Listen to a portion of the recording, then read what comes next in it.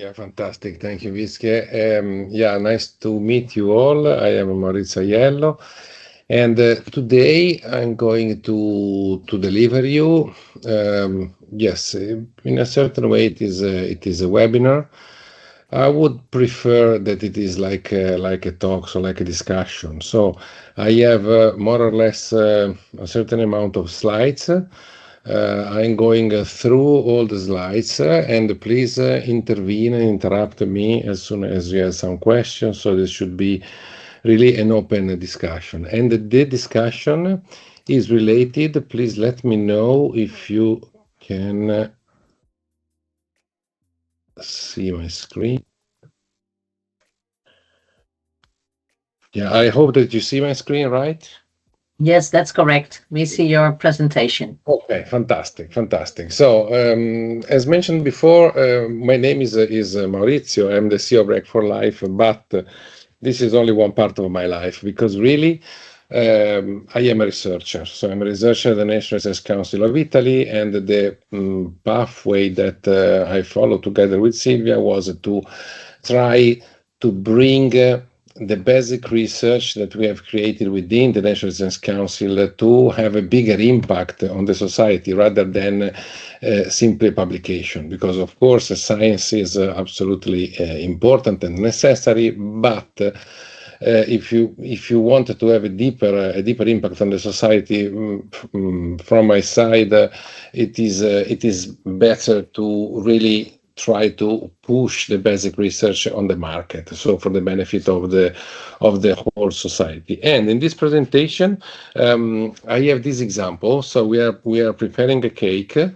The cake is the venture building, so creating a company and managing a company that starts from basic research to the market. And for that, you need different things. The first thing is the ingredients. So the ingredients to prepare the cake. Then you have the recipe, so you have really to create it. So how can we create this cake? But then, when the cake is ready, you have to do another additional thing that is very, very important. You have to sell it. So because for business, the selling is absolutely important. I'm not sure that we will see exactly all the slides that I'm going to show you, but in any case, I will try to do it. And please, as I mentioned before, interrupt me as soon as you can. The last one, I haven't prepared a slide on this, but I have some hints, some tricks to tell you about. Excuse me, wait a second. Okay, so let's start from the scratch. So what is a startup? Every one of you probably has heard about the name startup. So a startup, of course, is a new company, but that's not enough, because typically when in internet, when you talk about a startup, you are talking about unicorn. So what is the unicorn? Unicorn are, of course, a fantasy animal, like in the picture that you can see. The definition of a unicorn startup is a company that has a valuation that is more than $1 billion. So what is the valuation? The valuation is the price that you must pay if you want to buy the company. Of course, there are many unicorns that you already know, like Google, Amazon, but also in our field, Bico. Bico is a startup that was born exactly more or less when we were born, so in 2016 or 2017. And now they are a unicorn. So they have been very, very effective in managing the startup. So their valuation now is more than $1 billion. The unicorn are animals that are very, very rare. So they are not so it is not so common to find a unicorn. It is more common between the startup to find different type of startups, which are called the cockroach. So the cockroach are the animals that you see in the picture near the unicorn. So this is another famous term.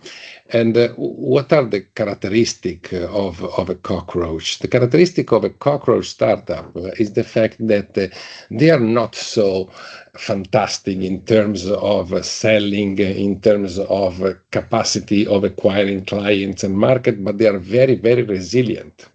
So they have a resistance, so it can happen whatever, but they continue. So they continue. These are typically Italian type of startup, because in Italy we don't have access to so many funds, like it could be, for example, in the US, but also in Netherlands or in Germany or in other type of country. So from this point of view, we are a country that is very, very conservative, so it is difficult for us as a researcher to attract capital that can help us in scaling. Okay, so from the beginning, typically what it happens to a researcher, because in this presentation I'm going to concentrate only in the deep tech startup. Deep tech means startups that comes from university or from research entity. So we can imagine, for example, deep tech startup like, for example, artificial intelligence, advanced material, nanoparticles, energy, and so on and so forth.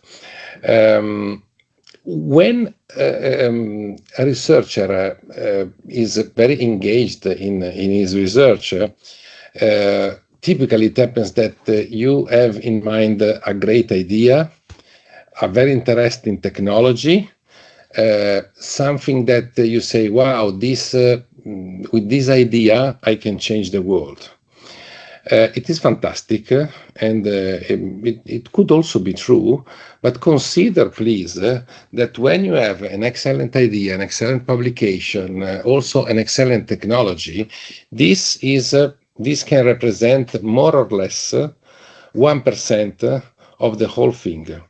So there is another additional 99%, which is called execution. And the execution is incredibly important. So if I would guess whether it is more important the idea and the technology or the execution, for sure I would say that the execution is absolutely more important than the technology itself. Now, let's imagine that you would like to create your own company, so your own startup, because you have the technology that we have spoken before, and you say, okay, now I want to start my company. The first thing that you should consider is the strategic part. So, which company I'm going to create? A product company or a service company? These are completely two different companies. I'm going to explain it in a very brief way. A product company is a company that is born with the idea of selling product. Okay, in this case, React for Life that you know can be considered a product company, because at present we have more than 200 customers to whom we sell our product. Okay, a service company is a company that doesn't sell anything, but they sell in a certain way services. So let's imagine, for example, a CRO, a contract research organization. A CRO is a company where, for example, a biotech go and ask, please do for me this assay of toxicity, this assay of efficacy, PK/PD, or whatever. In that case, the service company don't sell absolutely anything concrete, but they sell knowledge, they sell data. So that's a service company. These two companies are completely different. So on one side, for example, if you create a product company, you must think about how to create your product. So you have a huge investment in the initial phase. For example, in our case, we had a big investment to create the mold for preparing our organ on chip. Therefore, you have big investment. Then you have very small cost for the preparation of the single chip that you are going to sell, you have a lot of research and so on and so forth. On the other case, in the service company, the cost could be smaller, for example, because you can think about renting a lab, you can think about leasing some infrastructure. So the initial cost can be smaller, but you can have problems with scalability. So if you wanted to scale up your business, which means I don't want to do only one test per month, I needed to make 10 tests per month. Okay, in that case, you have to hire 10 more people, which means that you have less scalability than in the product company. So this is the first decision that one entrepreneur in our biotech field should immediately think about: product or service. Well, in our case, Rec for Life do both product and services. So can I interrupt and ask you a question? I don't know if this is the right moment, but I was thinking of this decision is also relies on whether you can have an IPR of not, or do you need to have IPR for both the products and the services? Because you need to get this investment, and in generally that is only if you have ownership.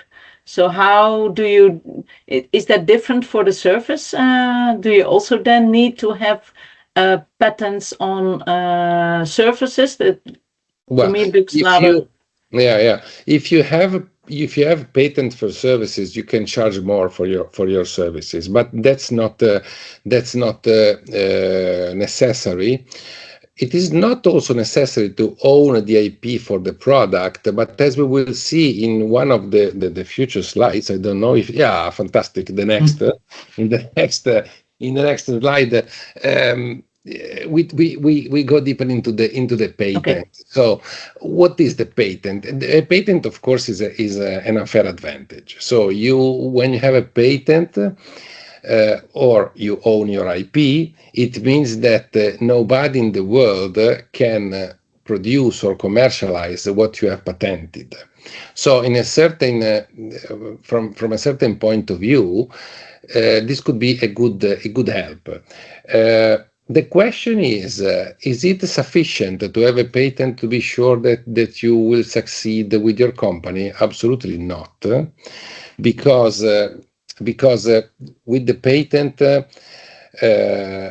is theory.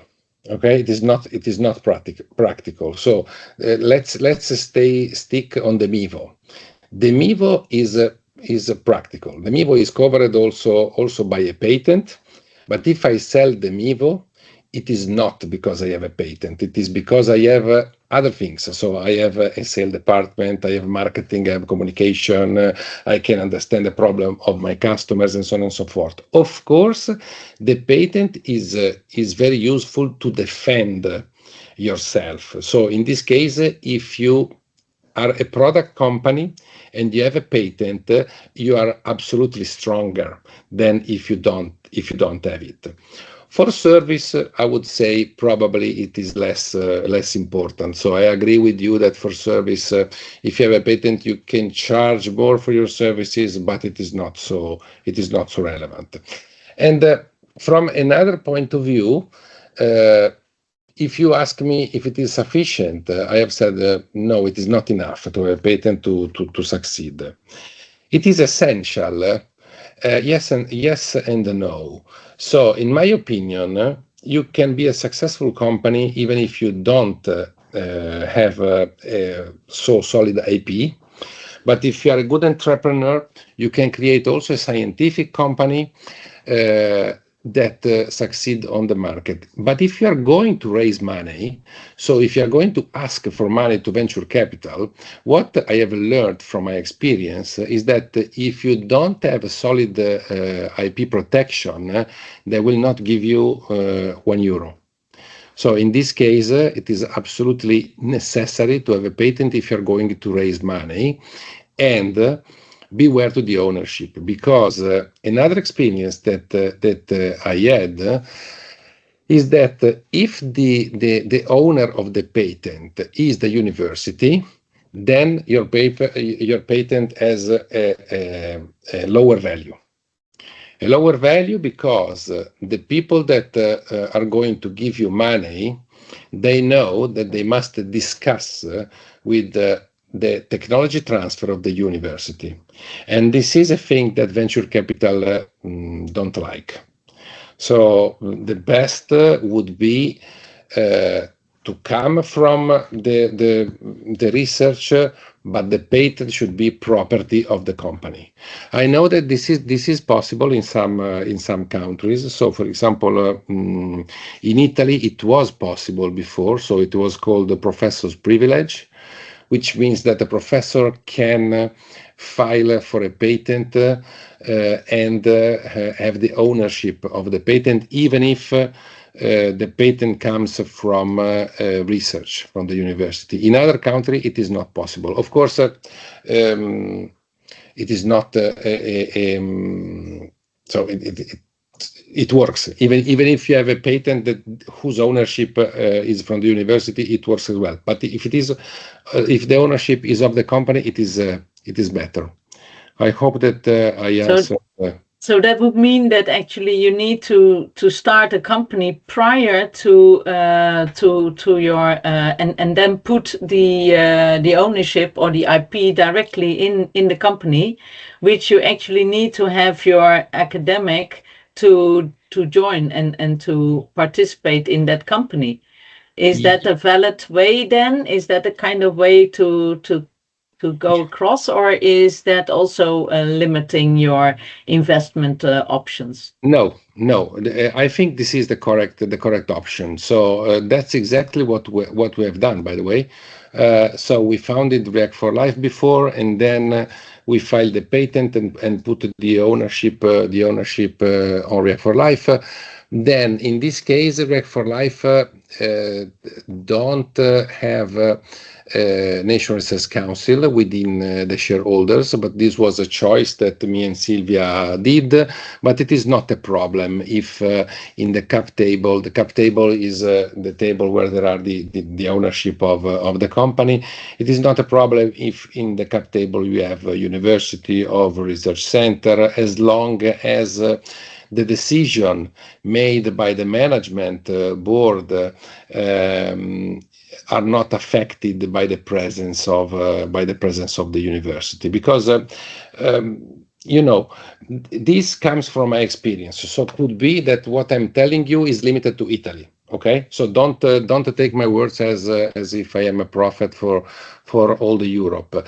In Italy, there is a sharp distinction between university and research center on one side and the business world on the other side, and they don't look each other in a good way.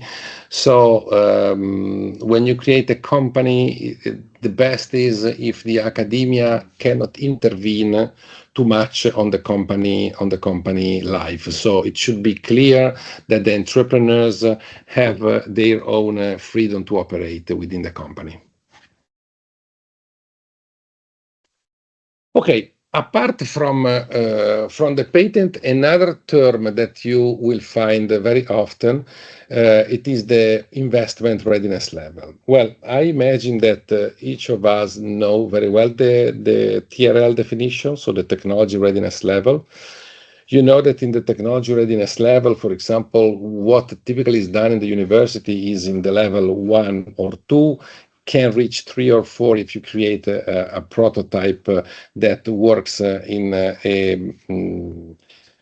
controlled environment, and then you scale up to the TRL 9, which means a system fully working and executable. There is also another parameter which is called the investment readiness level, which measure the degree of the readiness for a company to be invested. So initially, if a company has only hypothesis, which means at the end idea, I have this excellent technology, then your IRL is 1 or 2.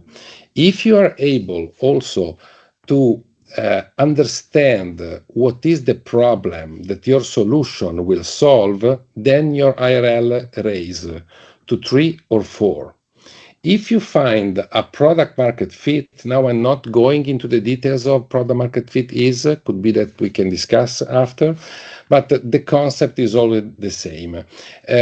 As long as the company reach some milestone, so as long as the company has what in jargon is called the traction, then the investment readiness level increase, and the more the investment readiness level, the more the probability that someone will give you money to increase the value of your company. And this is one thing that we will deepen in the next slide. Sorry, can I? Yeah, I just wonder, because we are in grant applications, we need to look at this technology readiness level, but the investment readiness level is never mentioned. So do you think the investment readiness level is actually more important if you really want to move this into an implementation or a company rather than the technology readiness? I would say are two different things. I personally don't give too much importance neither to the technology readiness level, neither to investment readiness level. Why am I telling this? Because if I look at React for Life experience, our investment readiness level, according to investors, is always 0. Okay, but we created a company. The company works, so we are doing business. So at the end, if you ask my frank idea, you must know that this exists. You must try to raise your readiness level, both in the technology and in the investment. But what it is more important, in my opinion, is the strategy of the entrepreneur. Therefore, if the question is how can my company increase the probability to be funded by a professional investor, you have to increase the investment readiness level. And while you increase your investment readiness level, of course, also your TRL is going to increase, because there are some, for example, when you wanted to look at the product market fit, to check the product market fit, you need to have a prototype. So your technology readiness level should be also at the TRL 4 or 5. Because if not, if your TRL is not enough, you cannot test the product market fit. Therefore, in a very natural way, both of them are going to increase during the growth of the company. Okay. Another very important. This is the key. Okay, this slide is absolutely. Maurizio, there's another question from a student. Yeah. Thank you. Am I audible? Yep. So I had. So I'm not sure if you're covering this later, but for example, for a PhD duration, in terms of investment readiness level, how much is for what? Sorry, can you repeat that? From a PhD, how much investment readiness is typically covered in a PhD duration of, let's say, 4 years? Because I understand product market fit establishment is already quite a long process. So, so how much is typically done in a PhD? I would say 0, because this is done when you have a company. So the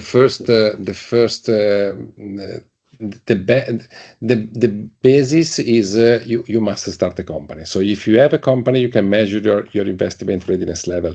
If you don't have a company, I would say it is difficult. It is difficult to test the investment readiness level, because investors invest into something that exists. I haven't seen, from my experience, even if in theory it exists. In theory, it exists as someone can invest into something that doesn't exist. So into a company that is not existent. But in practice, I've never seen it. So I guess that during your PhD, you're not going to fund to fund a company. If you are going to do it, it is apart from the PhD. So it is another, it can, of course, works in parallel. So you can create your company while you're studying your PhD, but are two processes completely separate. So I wouldn't link the PhD with the investment readiness level. I hope that I am clear. Yes, yes, perfectly. One more follow-up question. So you also mentioned about technology transfer. So technology transfer is also, so for example, in case of investment readiness level, at what stage is the technology transfer typically done? Is it when the hypothesis is ready, or when the product market fit is established? After that, technology transfer is done from university to Well, company. it depends what you mean with the technology transfer. So technology transfer typically, by definition, is the process of bringing product from TRL 4 to TRL 6, which means concretely that you have created in the university, for example, a patent, okay, and then you are going to find someone that will buy your patent and will buy your technology, and when they have bought it, they're going to develop and deploy the technology by themselves. So this is the definition of technology transfer. But here we are not discussing about technology transfer. So here we are discussing about how to create a company. So a completely different scenario where you can start from TRL 1 and you can reach TRL 9. That's the choice that we have done. So starting from scratch and going onto the market all by ourselves. So I wouldn't say that this is a technology transfer. I would say this is a journey from technology readiness level 1 to 9. Yep. Thank you. Okay, you're welcome. So this is one of the most important slides that I hope that I can transmit the concept. Typically, when you start a company, you start with an idea. Here, I help myself with examples. Okay, so me and Silvia, we had the knowledge, and we have filed a patent on the bioreactor or organ on chip called MIVO. Then the next step is, okay, now I have the MIVO. What can I do with MIVO? Who knows? Because you cannot go outside and say, hey guys, I have a MIVO, who wants a MIVO? And nobody will want a MIVO, of course. The first thing that you have to do is to build a product or a service.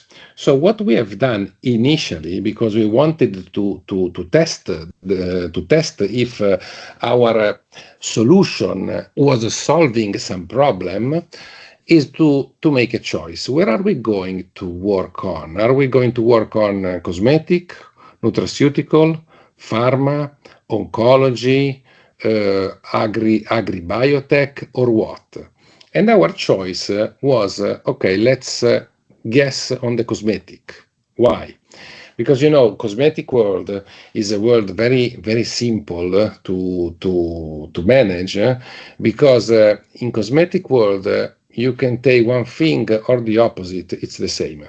Okay, nobody will check if a cream really work or not. When you look at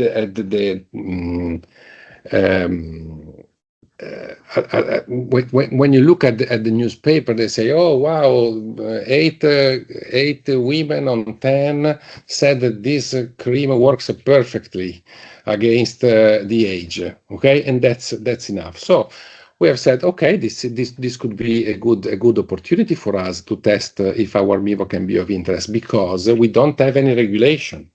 So if we don't have any regulation, it is for us simple to create a product and try to sell immediately the product. Okay, it didn't work.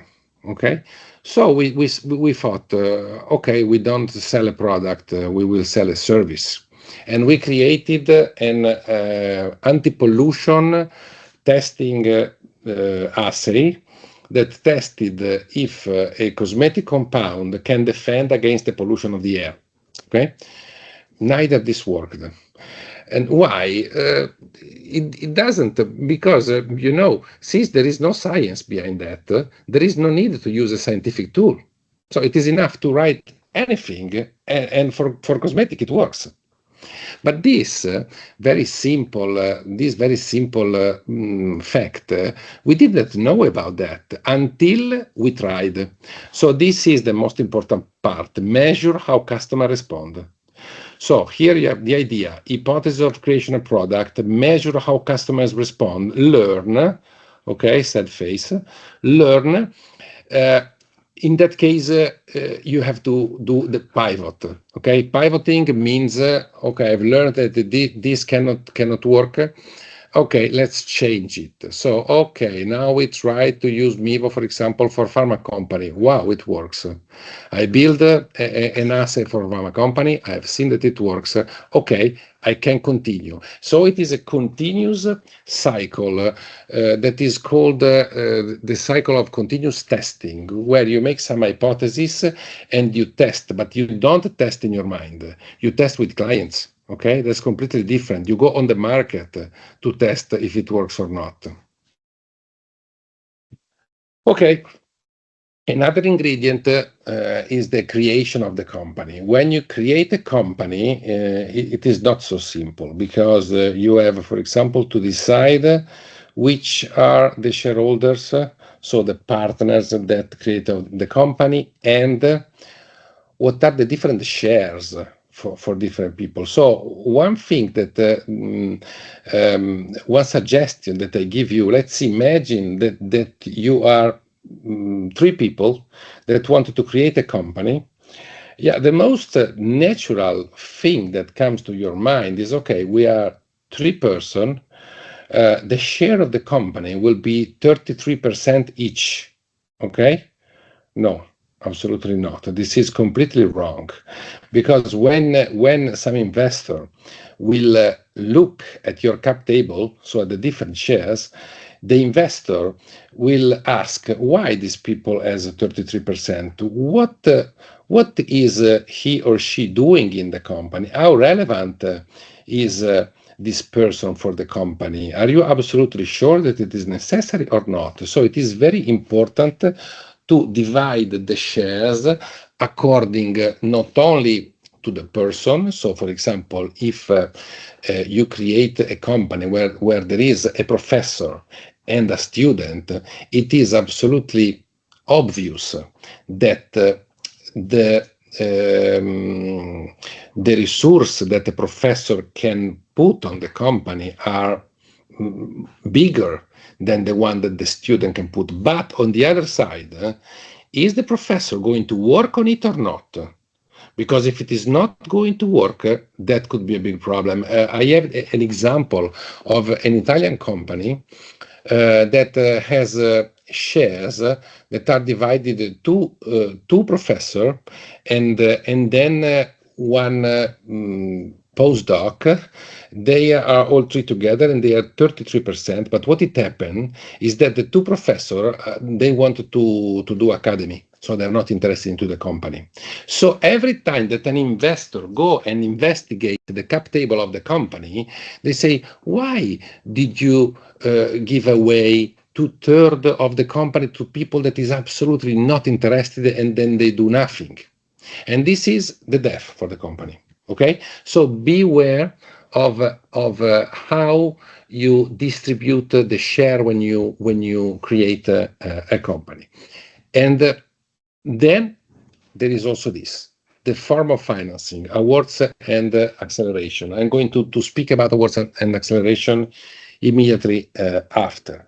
Okay, I think that... Can I very shortly ask how you can define, or can you make this distribution of the shareholders? Because generally, if you're lower in the career, you probably don't have the opportunity to displace your professors. So that will be a tough moment.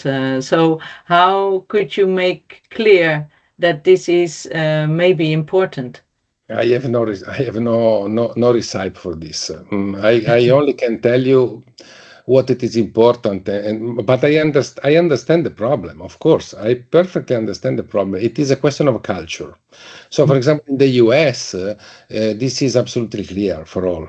So you see people very, very young, with 20 or 18 years old, they have 90% of the company, and then the big professor has 10%, or the vice versa. So I'm sorry, I have no recipe for this. What I can tell you is that this is a very crucial point. And also another crucial point is during the first phases of funding, not to give away too much shares, because I've seen companies that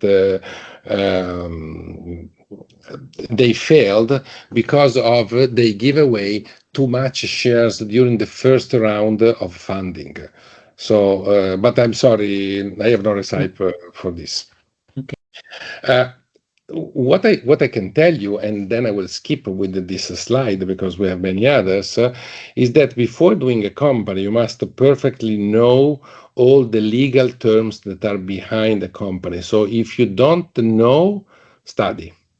Okay, this is my suggestion. If you don't know anything about the society, how they works, before doing it, study, because you must know perfectly both the legal items and also the financial items. Because if you don't know the financial items, you can be the best scientist in the world, but when you meet a person that for work, they work with money, okay, like a venture capital, you're done. Okay, so beware to this. This is dangerous. Okay, so now let's talk about money. Do we need money? Well, the quick answer is yes, you need. You need, because to create everything, you need money. There are two different sources of money. The dilutive investment and the non-dilutive investment. Okay, what are shown into this slide are the non-dilutive investment, which means that you have money, but no one asks you shares of your company in exchange for this money. So if you win an Horizon Europe call, the European Commission give you the money, but they don't tell you, I give you 4 million and then you give me 25% of the company. Okay, so it is non-dilutive.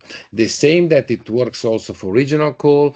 For same can happen from foundations like Bill and Melinda Gates foundations, and so on and so forth. This is, in my opinion, the best way to raise money, because of course you can raise money, you have some commitment that you have to obey to, because of course for this money you must work, but nobody is going to ask you piece of the company in exchange for the money. Of course, there are also the revenues. So if you are able to have a product or to make some services, then please do it and get some money to fund your venture. If not, there are also other type of revenues that comes from professional investors. So what happens with professional investors? Investors come to you and tell, hey guy, I like very much your company. I have good news for you. I have some money for you. I can help you to grow. Beware, because nothing is for free. So the first thing that you must know is that the investor give you certain amount of money in exchange of a certain percentage of your company, and that's absolutely fine, because of course if they give you money, they want something back. But you must beware of the fact that you and the investor, very probably you are not aligned. Let me make an example. My idea, Mauricio Aiello, CEO of React for Life, is I want to create a company that in 30 years, it will be a multinational company with different sites throughout the world and with probably 1,000 of employees. Okay, this is my vision for React for Life in the next 20 years. I go to an investor and tell this idea, and he says, okay, no problem, I'm interested into that. Beware, because they are not interested in company success. They are interested in protecting their investment, which is a completely different thing. I make you an example. Let's see. Well, now we are at the break even, so we are not losing money. We are more or less gaining money. We have many clients, and so this is the proper time for me to start growing really well. Let's imagine that in 5 years. React for Life is a company with 100 person. Okay, 100 person, a lot of money earning, but I say, well, it's not finished. I don't want this. I want to grow more. I have another idea. Well, the investors probably not. If the investor gave you €1, they want €10 back. And if in 5 years you are able to give them back €10, they will push for selling the company, even if you are not at your final goal. Even if you can grow a lot more, they are not interested into that. They want to protect their investment. So there is a disalignment between the interest of the founder and the interest of the venture capital. But how can this happen? Well, it is very simple. When they give you money, they put some clauses in the term sheet and in the contract. Like, for example, the veto clauses, they put a person in the board, they put some exit strategy obligations. They have some clauses like the drag along, for example, that can put you in the condition that you must sell the company.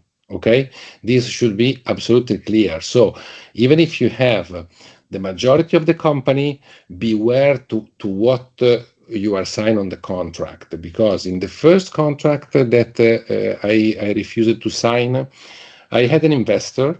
The investor wanted to invest only 1% of the value of the company, but in the contract there was written that with the 1%, he had the power to decide whether to sell React for Life to anyone for any price. Okay? Of course, I didn't sign. But if you're not so confident with legal clauses and rule, also this can happen. Okay, there are different type of investors that can put you money in your company. The first one are the FFF, which means family, friends, and full people.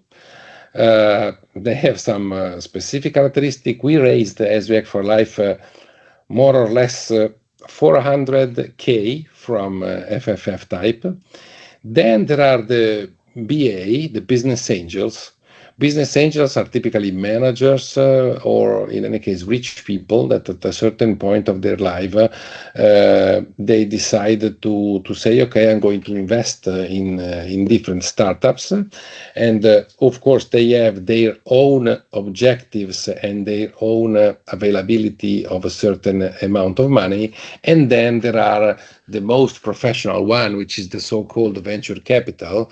Venture capital are professional people that raise a lot of money, and as a work, they only do investment on different companies. Each of them, I'm not going into the details unless someone is interested, but each of them has different characteristic and way of interacting into the company life. Last but not least, there is also the crowdfunding. Crowdfunding is also interesting for raising money, because crowdfunding means that you go on a website, you tell your project to the people, and the people can invest in your company. So can from all type of people, also non-professional one. Everyone can put, for example, €1,000. So a small amount of money, but if you put together 400 people that put 1,000, then you have 400K. for your company. So this is another way of fundraising, and we in React for Life also did a crowdfunding round.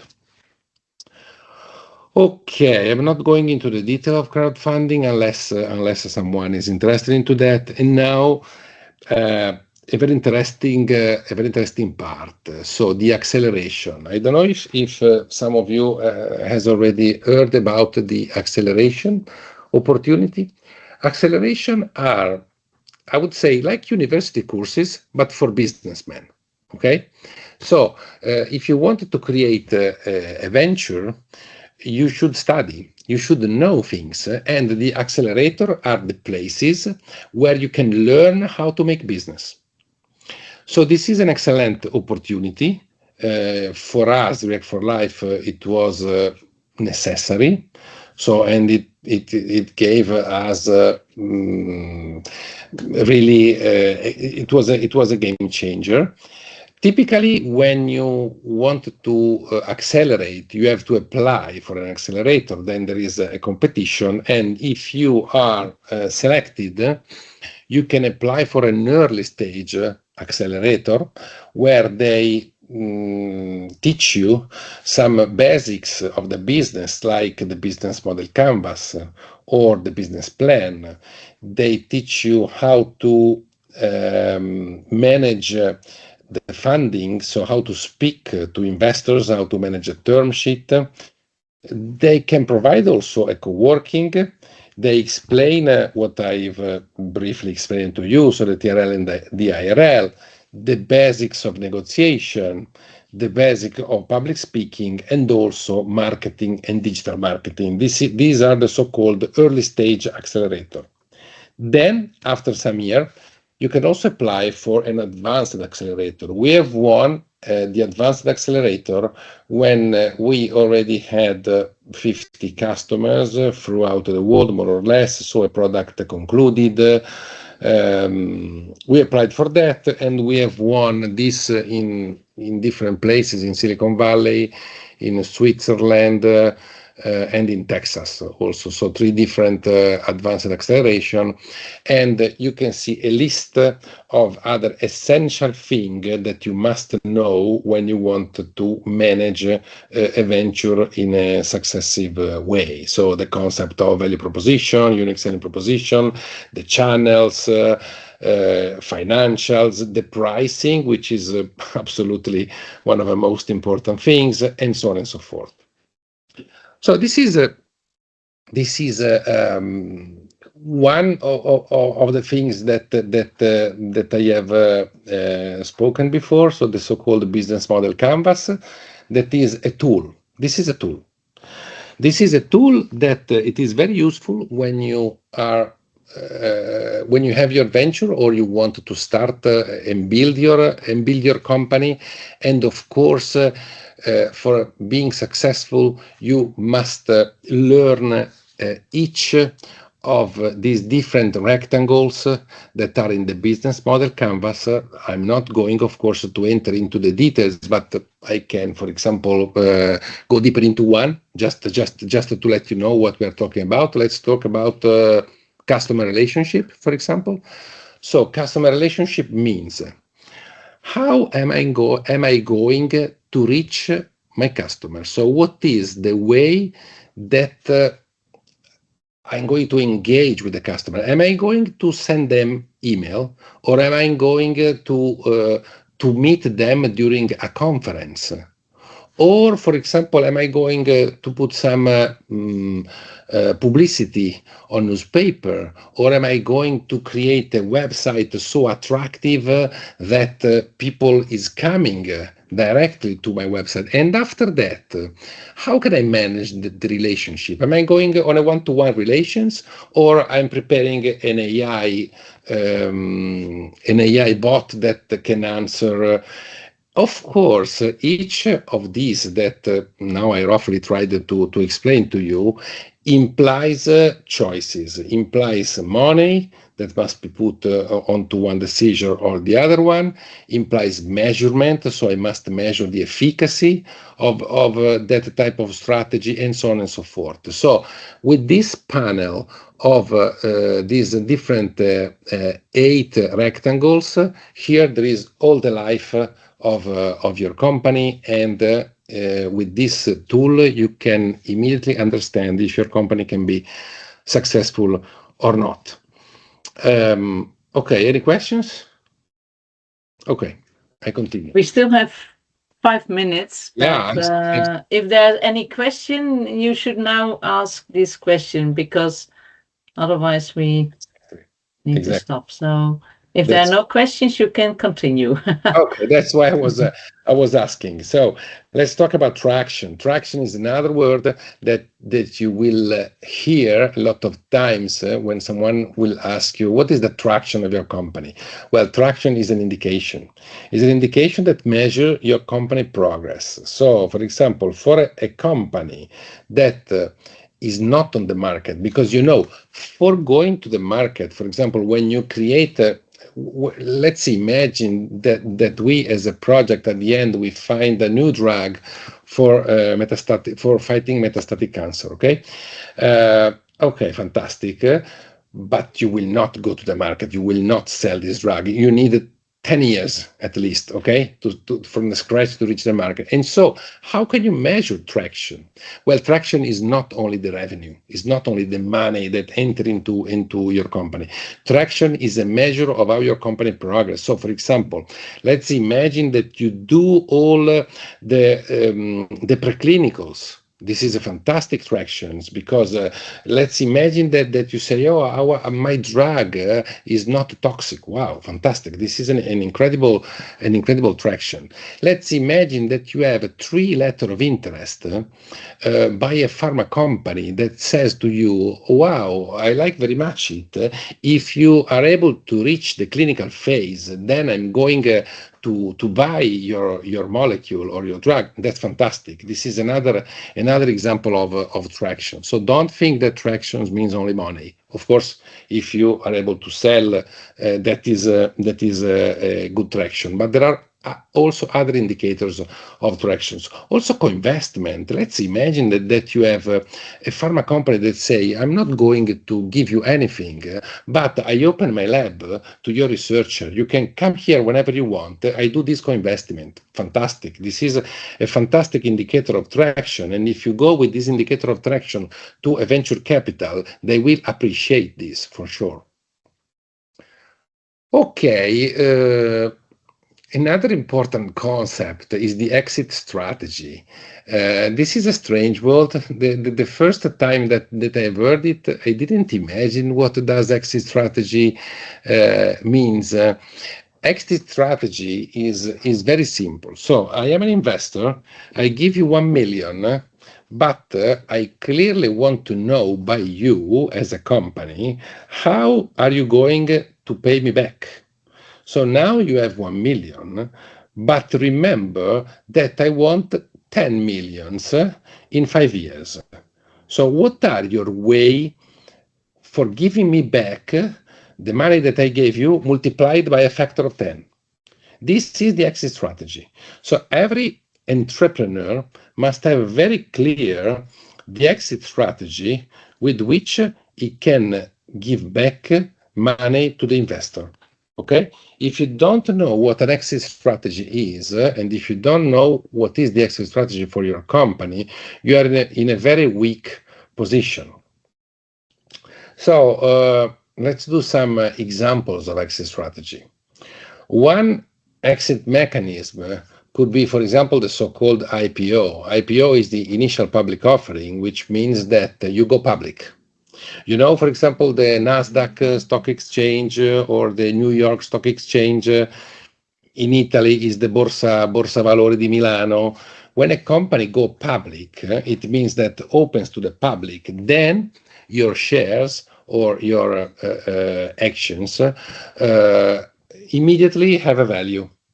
Okay, so the investor can sell the share and have the money back from the public stock exchange. It is, of course, very complicated to do that. Remember that there are also some other way of exit, for example, the drag-along clause, which is that one that I told you before. So when an investor say, okay, I give you 1 million, but I have the power to sell the company whenever I want to who I want. Okay, this is the so-called drag-along clause. This is also another exit strategy. For me, it is not acceptable, and that's why, for example, React for Life was not funded by venture capital, because I always refused to obey to this clause. Another option, and then I think that I should terminate my presentation, is the buyback obligation. Buyback means, I give you 1 million, Maurizio, for 30% of the company. Fantastic. In 10 years, you have the obligation to buy back my 30%. Okay, fantastic. I write this, I sign it. It happens that after 10 years, React for Life has a value of 100 million. Okay, so the investor come to me, to Maurizio, and say, okay, Maurizio, now give me 30 million to me. And I say, but I haven't. How can I give you 30 million? It is impossible, because, of course, one thing is the value of the company. The other thing is the money that I have in my bank account. So completely different. Well, this is the buyback obligation. Okay? Okay, guys. So I would say that we are good because okay, there are only 5 or 6 missing. So I'm very satisfied with this. Absolutely.